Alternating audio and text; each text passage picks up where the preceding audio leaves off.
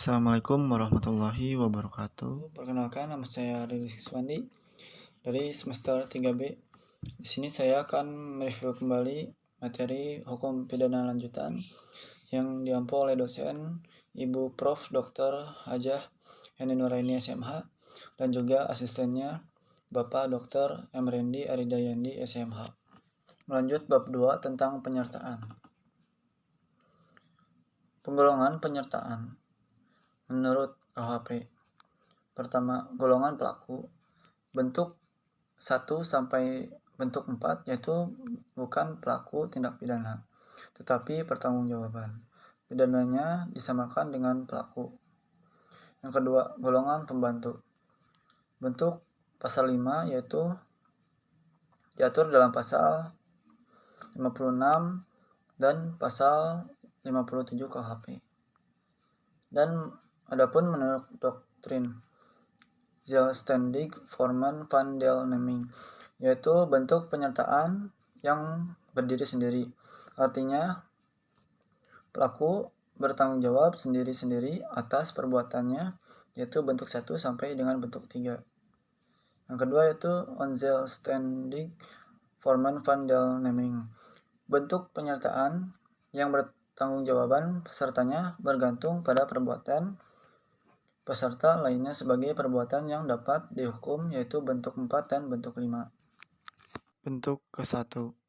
Ini dapat dikategorikan sebagai pelaku tunggal atau dapat juga sebagai pelaku jamak. Atas dasar itu ada dua pandangan. Yang pertama, pandangan yang luas, yaitu pelaku adalah tiap orang yang menimbulkan akibat yang memenuhi rumusan delik, itu pada pasal 55 KUHP. Yang kedua, pandangan yang sempit. Pelaku adalah orang yang melakukan sendiri perbuatannya sesuai dengan rumusan delik. Jadi, pelaku adalah orang yang melakukan sendiri perbuatan yang memenuhi rumusan delik. Tetapi, pembuat undang-undang tidak menentukan secara pasti siapa yang pelaku, sehingga menimbulkan kesulitan dalam praktik.